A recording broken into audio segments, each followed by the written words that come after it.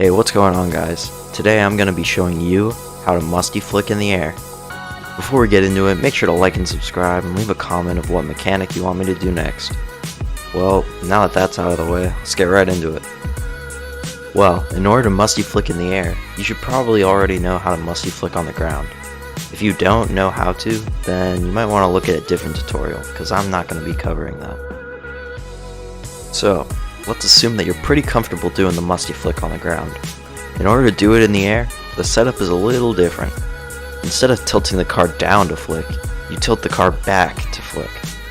You should probably practice the flick like that for a couple of seconds. Now that you have the flick down, you have to think about the setup. For the setup, it's really just the same as a normal ceiling shot, but you have to air roll into position. You might want to practice this a few times without the ball, just so you know what you're gonna be doing. Now, you just have to put it together, but once you do, another option comes into play. If your musty flick has a lot of scoop on the ball, then you might be able to try a backboard read.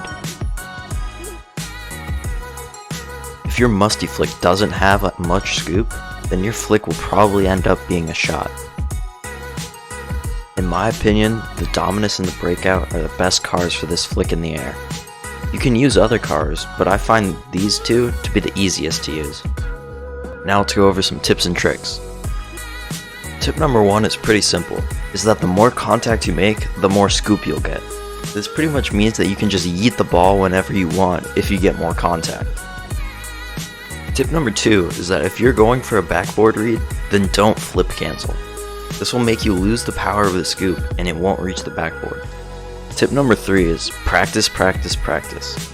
A big part of why I didn't show you this like in my other tutorials is because I haven't practiced this mechanic in a while, and I couldn't get it consistently enough. A big part of freestyling is being able to do several different mechanics, but you can't use them whenever you want unless you've practiced them all. Well guys, that's gonna do it for the video. I hope you liked it, and leave a comment of what mechanic I should do next. I'll see you in the next one.